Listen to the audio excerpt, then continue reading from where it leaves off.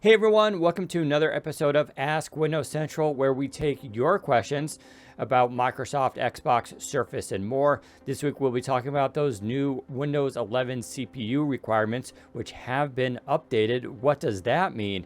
We'll also talk about the possibility of Windows AR and a consumer HoloLens ever coming to be.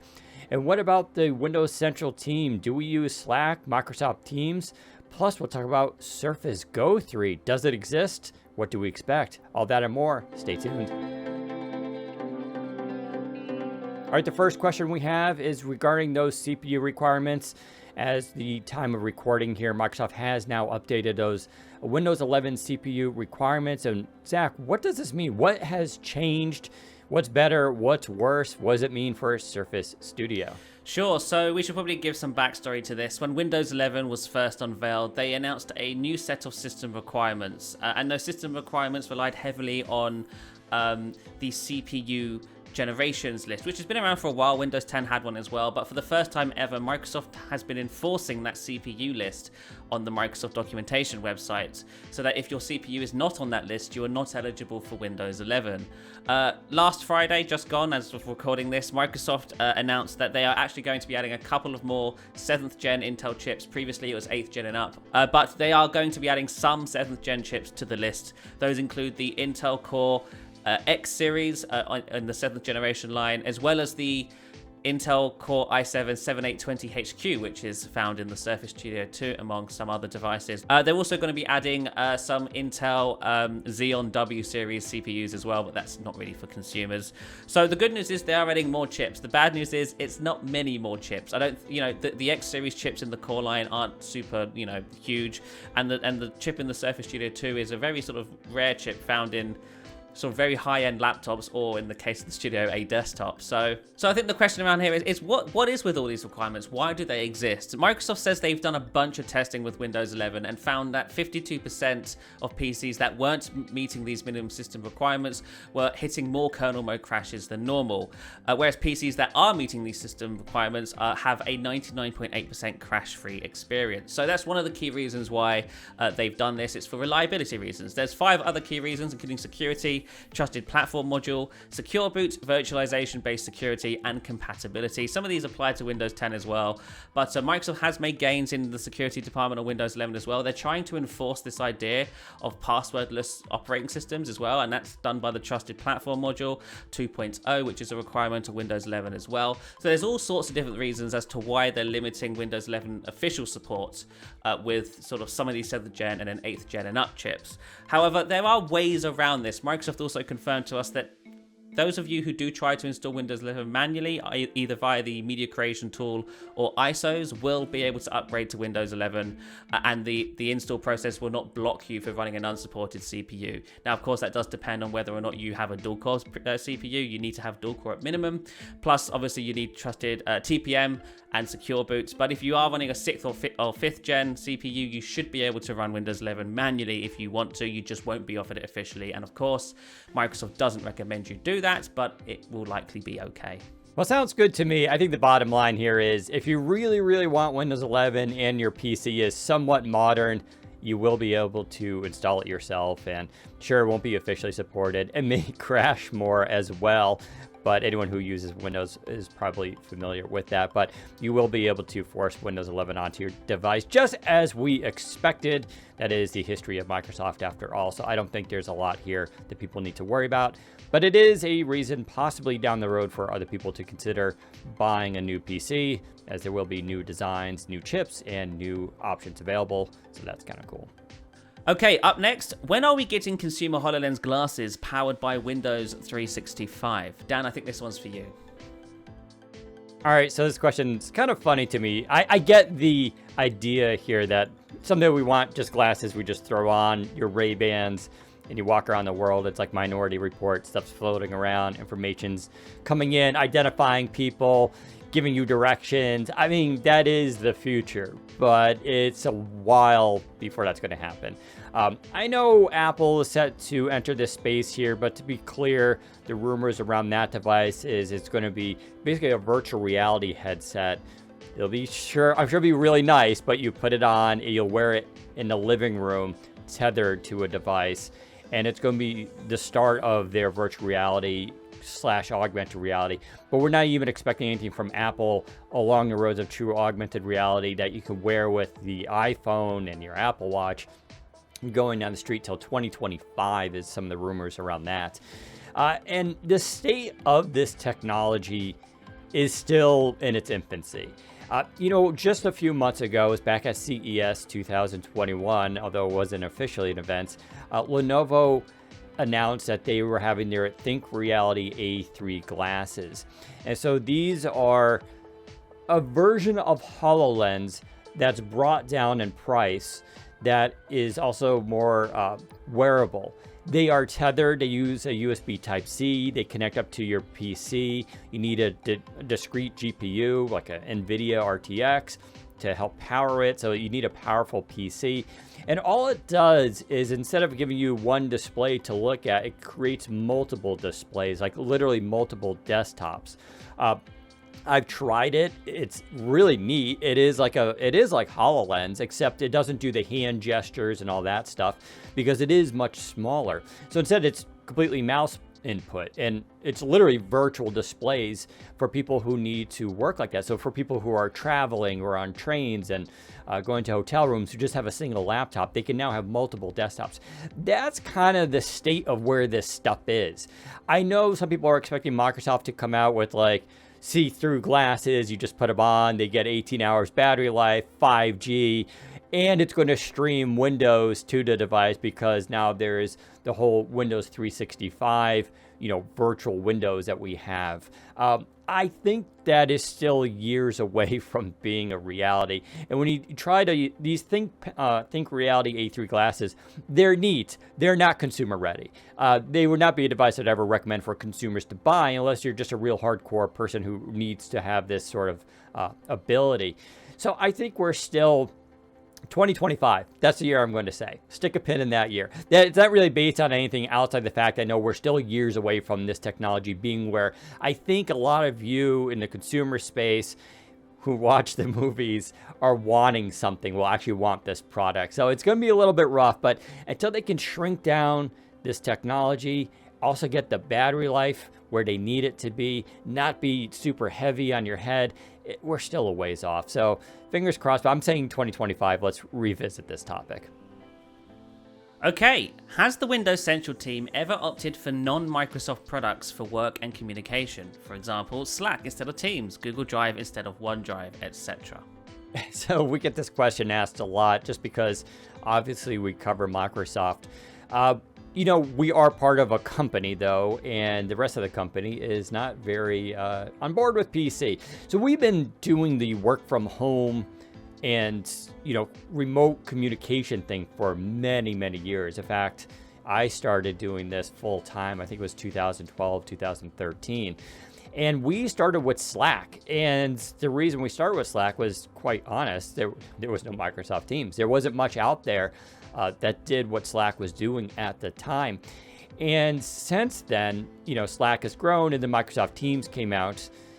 We've made internal efforts to try to switch to Teams, but it hasn't gone over well with the rest of the company. And then since then, we are now part of an even larger company called Future PLC, which owns many, many websites. And so same thing, they're on Slack. We use Gmail as our backend for our emails, same thing with our calendar stuff. So although we don't use those products for work, it is insight into the challenges that real companies have in trying to switch to new products. There is institutional memory, and it's really hard to shake it when you have, 100, 200, 400, 500 people using Slack every day. To pull that out from them and switch to Teams is not trivial, especially when it comes down to money. So long answer is, yeah, we don't use that stuff. Short answer is, personally, yeah, we do play around with that stuff and use it internally. I should say the Windows Central team in of itself does experiment and play around with these technologies on our own and do use it sometimes for off-work communications because we are interested in covering it, using it ourselves. But when it comes to company-wide communication, we have to use what we are told we have to use. And that's the rule of corporate life, unfortunately. All right, Zach, I think this is a good question for you. So the news came out this week that Panos Panay, the head of the Surface and Windows division, has been promoted to the executive leadership team. Specifically, he's an executive vice president now. What does that actually mean? And why wasn't the Windows team already on board with the senior leadership team of all of Microsoft? And so what does this actually translate to? Sure. So Panos Panay being promoted to the senior leadership team is good news for fans of Windows and Service, because obviously Panos Panay is in charge of those divisions, and now he has a seat at the sort of top of the table, right? He is now sitting there with Satya Nadella, Rajesh Jha, Amy Hood, Chris Capicella, Phil Spencer, and making decisions on what they're going to do with their products going forward. Previously, Panos Panay was answering to Rajesh Jha. Rajesh was on the senior leadership team, and Panos sort of answered to him. But now Panos is up there as well. So how that works, I don't know. But what it means really is that Microsoft is finally taking Windows seriously again. Windows has been under Rajesh for a while, but back in February last year, Panos Panay took over the sort of client side, the consumer side, if you will. And that's why we now have Windows 11. And Microsoft, I think, has seen what he's done with Windows 11 and gone, right, you've done a good job. I think it's time for you to be up here with us so we can actually make decisions together and so on and so forth. So I think that's where that's come from. But the reason why Windows wasn't in that position already was because when it was last in that position back in 2017, 2018, that was under Terry Myerson. And Windows 10 wasn't doing too good back then. They had the issues with the October 2018 update, which deleted user files when performing an upgrade and stuff. Windows was in a rough place at that time. So they sort of deprioritized Windows. They tried to sort of update it as minimally as possible, which is why, 19H1, 19H2 and onward have been relatively minor for Windows 10, because they sort of just let it on, put it on the back burner, essentially. They let it do its thing and make money in the enterprise. And although that did sort of leave consumers behind in a way, they're now back to sort of focusing on that as well with Windows 11. Windows 11 is a huge consumer push. It's a brand new UI. It's all about being working at being productive, but not just at work, but at home as well. So that's what I think is happening here. And of course, now that Windows 11 is here and it's beginning, there's a whole journey to go on, right? Windows 11 isn't the beginning and end, it's the beginning. We have to see what they're going to do in the years following. And I think Panos being on the senior leadership team just makes that easier for everybody involved. And we should point out a similar situation happened just a few years ago with Phil Spencer, the head of Xbox, which also wasn't on the senior leadership team, but then he was elevated to that. And you can definitely read into that that's a sign that Microsoft, one, values Phil Spencer. It's one way to keep him around, too, because that's an issue. You do not want to lose these people. But it's also a vote of confidence that Xbox is a core feature of the Microsoft vision, where for many years people were saying Microsoft should just sell off Xbox because they didn't see the value in it, and Microsoft was this business company and had no business doing gaming. That has changed with the Xbox team now in senior leadership, and we're seeing that now with the Surface and Windows head being on part of that. I think it's a real vote of confidence that both those divisions are going strong and a part of the key vision of what Microsoft is. So I think this is great news, and you're right, Windows 11 I think was the cherry on top. I think that's what kind of sealed the deal. They're like, okay, this is a big thing, and so far the execution of Windows 11 has been excellent, and I think that's why he's being rewarded. All right, Zach, I have another insider question for you. Not Windows Insider, but Surface Insider. Will there be a Surface Go 3? And what CPU do you think it will have? And I should also add, when do we think we'll see a Surface Go 3? I think you may actually have some info on this. Sure. So I've heard that we may see a Surface Go 3 as soon as this fall, alongside other devices like the Pro 8 and whatever else they plan to announce.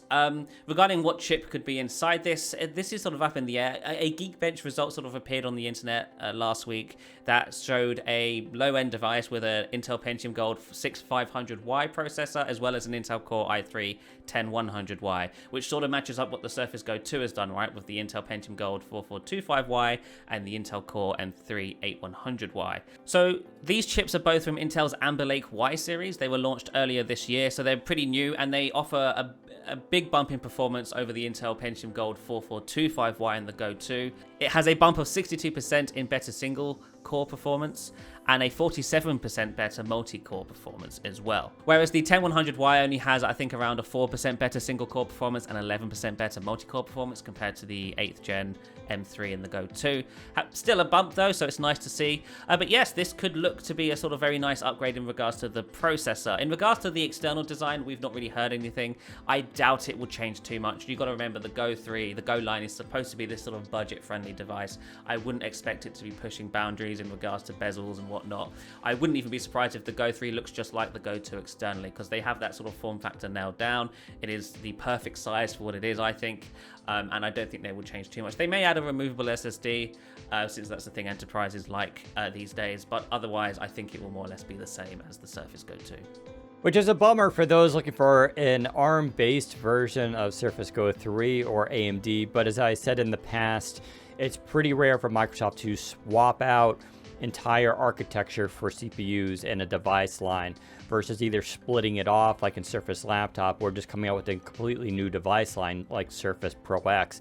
So unfortunately, that's going to be it. That said, these chips actually look pretty exciting. They're brand new. They just came out in 2021. So they're going to be very modern Amber Lake CPUs. They should give, as you mentioned, those numbers, pretty good performance boost, especially for the entry-level version. The Pentium actually gets a pretty significant bump in performance.